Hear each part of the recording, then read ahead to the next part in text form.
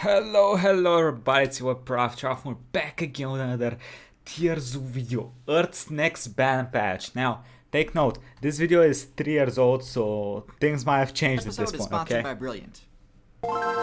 Things might have changed a little bit, just a little bit. There was a lot of debate as to whether or not the rumored balance patch 1.3.7 was actually coming. But as of the IPCC climate report, we now not only have confirmation that the update is real, but we now know the precise details concerning which playstyles are getting buffed and which ones are getting nerfed. So we're gonna go through build by build and discuss how they've been buffed or nerfed by this update. Okay. Polar bear. Wait, what's Polar wrong with the bears polar can no bear? longer rely on their land-based movement abilities to get around. With ice sheets becoming more fragmented, putting points into swimming and diving will become a necessity in order to survive. Damn. That polar bear got a fat ass though. Jeez. Ice sheets were a protective barrier that prevented orcas from invading the breeding grounds of seals and narwhals. Because these ice sheets are melting, orcas will be able to wreak havoc on these seals. You now have a lot less defensive options. Damn. But if you're an orca main, Orcas are fucking because the savages. passages into these waters open and close frequently, meaning it's possible to become trapped. Mike, I swear to God. Cephalopods like the octopus and squid are able to grow and respawn much more effectively in warmer water. The cephalopod player base has seen explosive growth lately, as their highly adaptive playstyle has allowed them to easily move into territory that they couldn't previously, due to the water being too cold. In the past, I've counted their short lifespans against them, because it limits how much time they have to learn advanced techniques with their high intelligence. But in this case, their short lifespan and quick respawn time is a huge benefit, accelerating how quickly they can adapt to changes in the environment. Sea turtles are affected in two ways. First, because they can only respawn on beaches, the rising water level means their spawn points are becoming smaller and much more crowded. Second, because they're reptiles, their gender is not dictated by RNG, but by temperature dependent sex determination. Hey, that seems to be with humans nowadays sometimes. Temperature. The higher temperatures have led to a sharp spike in the number of players spawning in as females. While polar bears are being driven south, grizzly bears are being driven north. Oh, I heard that they've been, like combining genes, making the biggest, baddest bear. This has led to the creation of a new build, the growler bear, which is essentially an intermediate between the two. Who named that? Who did that? Glorer. Is that you, bro? Growler. Bear, which is essentially an intermediate between the two. It's cute, more powerful than the grizzly bear, but also not limited to the Arctic like polar bears are. House cats are mostly unaffected by climate change, although the warmer climate allows cats to respawn at any time, instead of only in the spring. On the other hand, fleas and ticks also multiply faster. So make sure you have at least one human player in your party, so that they can heal you from the diseases that these parasites can cause. Fuck, I hate Jellyfish are perfectly suited to living in a warmer, more acidic ocean. Like cephalopods, they've seen explosive growth, but to an even greater extreme. Really? The box jellyfish and nijisanji in particular are quickly becoming the most oppressive builds in the meta, in some cases even damaging battleships. What? China's aircraft carriers have a menace. Jellyfish swarms. What? How? It's been over 500 million years since the last time jellyfish were top tier, so I see this as a fair balance change. Nah, clap them. Fuck dicks. Increased overworld temperature has different effects in different places. In some areas it means more water, and in some places, like the African savanna, it means a lot less. Ticks in Africa thrive in drought conditions, which is terrible news for mammal builds playing on that server. In particular, lions, wildebeest, and antelope can expect to be playing with reduced max HP because they'll constantly be being drained by tick players. Fucking in the Midwest, tick populations are surging as well, which has been disastrous for moose and deer populations, as well as a certain YouTuber who got Lyme's disease. Wait, what? You got Lyme? I have no idea what Lyme's disease actually means. I actually got Lyme's. Oh, don't worry, Kyle. I know that was curable. Okay. Good.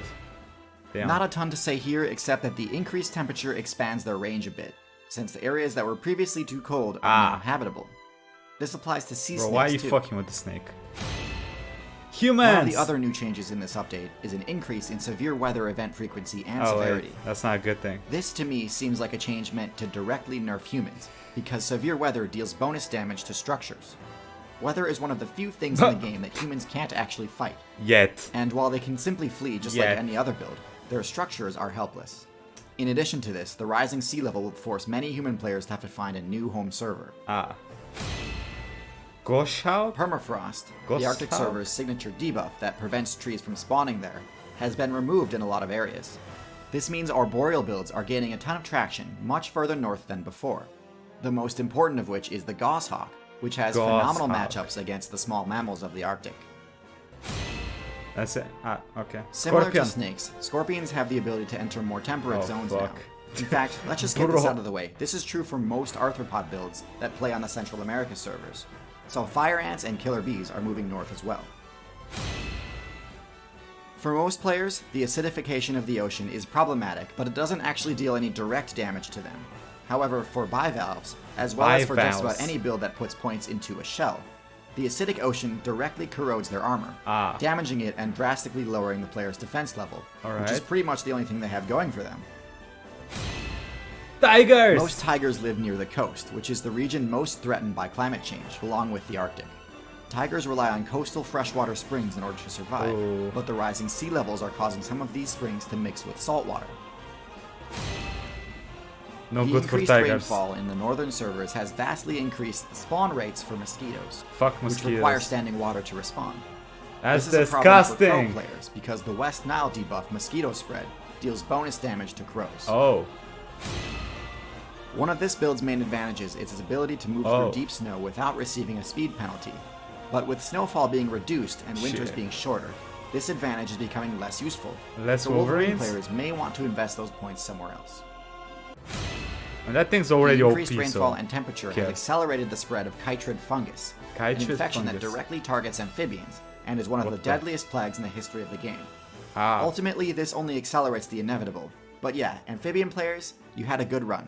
I'm surprised you kept trying to make amphibians work considering how much power creep has occurred since the Devonian. I had no idea that thing existed. But it's time to start playing better characters.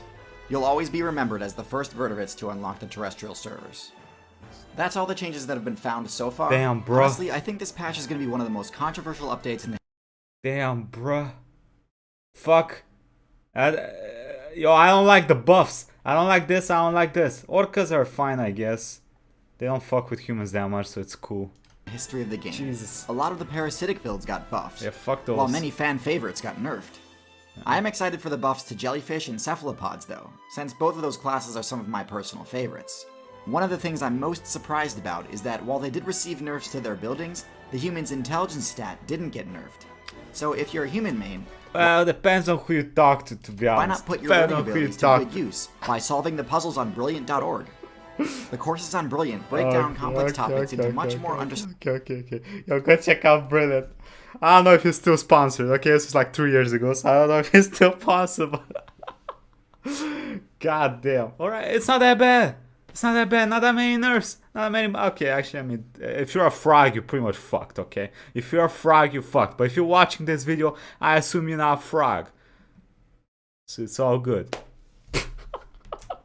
What y'all think about the new bears? They look cute as hell. I forgot the name already, but polar grizzly bear. Cool shit. Tigers are getting fucked. Hopefully we can help them a little bit, you know. Make them pets. Don't do that because they'll eat your ass. Anyway, that's it. That's one of the TierZoo videos we missed. If you want to see more TierZoo reactions by a boy, playlist is up here. Quick thank you to the YouTubers and Patreons. Thank you all for the support. I appreciate you all, and yeah, that's about it. Have a nice day, everybody. Bye-bye.